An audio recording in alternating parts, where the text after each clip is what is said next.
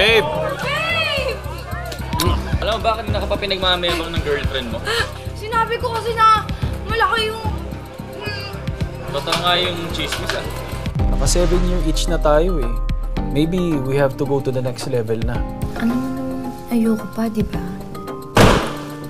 Hindi porket napasaya mo siya. Napasaya mo na rin ako.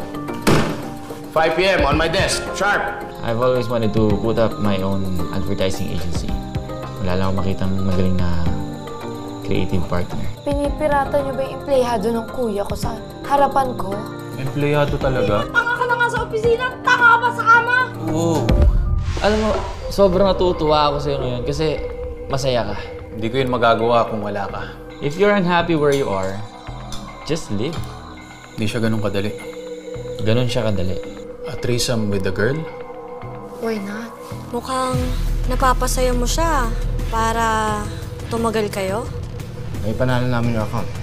All good. Pero pitch ko yun ah. Rain will replace you as leader. Can you share us one of your award-winning ideas? Oo nga pala. Wala ka nga palang award.